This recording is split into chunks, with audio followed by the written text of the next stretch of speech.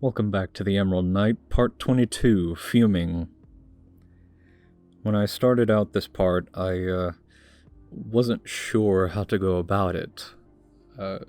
This is a moment of alone time with the knight as she is trying to figure out what her next move is. We just got this information about Eranthis being sick, and on top of already being a hindrance to the knight, now she is sick, and there is an implication that this is going to take much longer than the knight expected. And now she is trying to figure out what to do next. The trouble came from whether or not I should really let the reader in on what's going on in her mind. Like what sort of internal battle she is facing in regards to this. Because for the most part, up until around this point, whenever there's been a character, when either character has been distraught in one way or another, there isn't too much peering into exactly what is going on in their head. Like exactly what images are flashing through their head. I mean, there was that moment with the knight in, I think, the part before this, and there was the moment with Eranthis when she had her alone time and came across the onions. But so far, those have largely been memories. Ultimately, I decided that in order for us to understand why the knight is so bent out of shape about this, we have to understand how she functions, rather than mere memory and the implications of said memory. We need at least a glimpse into her psyche. And that was part of the trouble. I didn't want to give too much away about the knight, because I wanted to make room to learn more about her later on. I mean, we still don't even know her name. That's coming up, I promise. Not soon, but it's coming. And so the glimpse into the knight's psyche remains so a glimpse. A very useful glimpse, I think. At least it will be in revision. Because I do feel that it's a little perhaps misses the mark in the rough draft here. But I did want to mention that what helped me understand how to handle this part was my listening to the audiobook of Atlas Shrugged by Ayn Rand. I'm in chapter 3 or 4 right now. I really like that book. It's very fascinating to me. I like the use of language, and those of you who are familiar with Ayn Rand can probably see or like get a feeling of her in this part, because there's a lot of weaving through a character's psychology. In Atlas Shrugged, anyway. I haven't read any of her other books, but so far I'm really enjoying Atlas Shrugged, and I highly recommend it. Just keep in mind it's very, very long. But when I first started writing this part, for about the first hour or so, I felt like I was really struggling in getting in finding how to handle this part, really. And it wasn't until I had listened to more of Atlas Shrugged that it hit me, okay, maybe I should try this.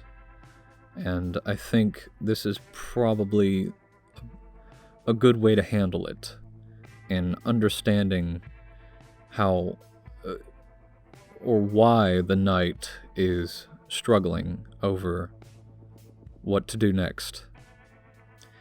Because initially I was just thinking, oh, let's just have her fuming and seeing what she is doing rather than what's going on in her head. And I feel that may have been that if I were to have gone that way, that would have been confusing and fallible. But yeah, I do think that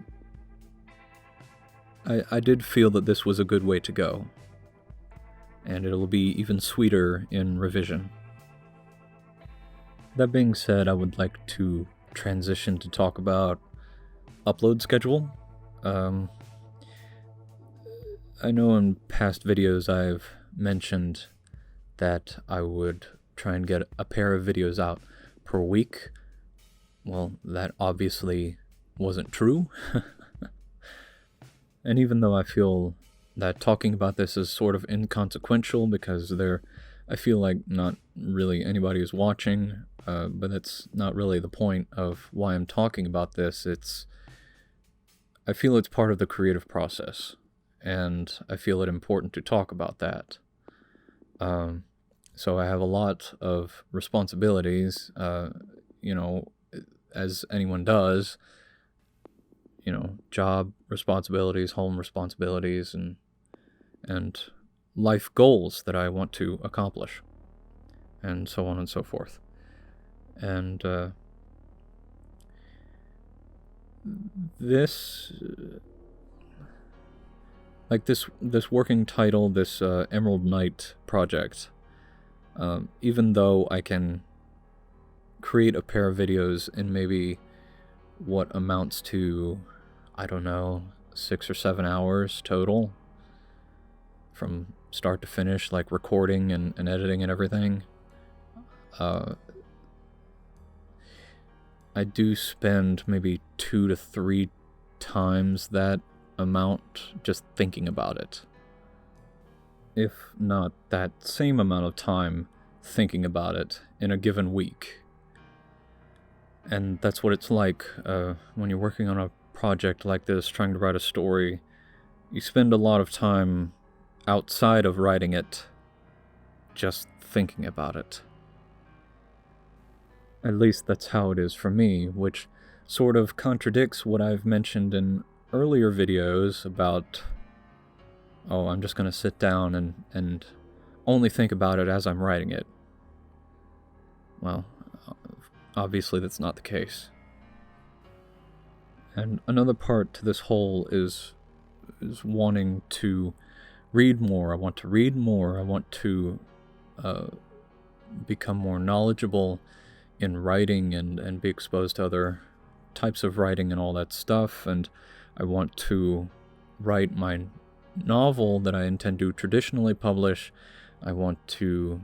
Sometimes I have the inkling to draw, and I need to create more. I'm currently working on more artistic assets for this channel, and I need to tend to my Teespring Store, create more designs for that, but that's like really, really like on the furthest back burner possible right now.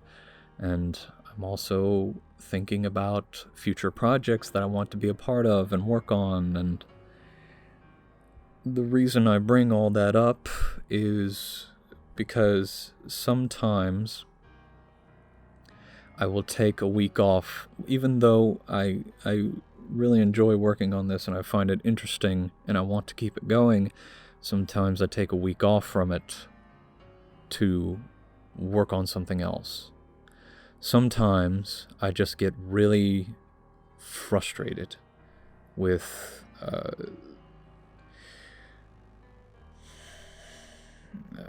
what I am and am not accomplishing. And sometimes the things that I'm not accomplishing, meaning the things that I'm not working on, the frustration I get from that can sometimes outweigh the urgency or the need to work on this, on the Emerald Knight. And it's kind of a cycle, and I feel it's important to mention that since this is part of the creative process. At least for my creative process, sometimes I get really frustrated and I need to force time in to my schedule in order to work on something that I feel that I've neglected and I really want to work on. But I just wanted to mention that stuff because I wanted to impart that when there comes times that I don't upload, know that it's not because I'm lazy or that I don't want to work on it. Just know that I'm most likely taking time away from it to work on something else that I feel that I really need to work on, because my insides curl up if I don't. Like sometimes, sometimes I get really frustrated if I don't work on something that I feel like I've neglected for too long, or that I feel isn't getting enough time. But anyway, coming out of that rabbit hole, I do want to mention that I'm getting videos that are a lot shorter than usual. I don't know if that's because I'm thinking too much about what I'm going to write next and writing less, versus I'm getting a lot more picky with what I decide to cut out, how much pausing I decide to cut out of the videos that I edit.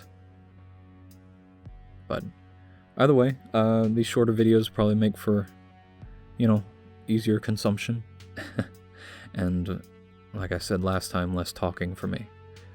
But with all that being said, I will see you in the next part. Thank you.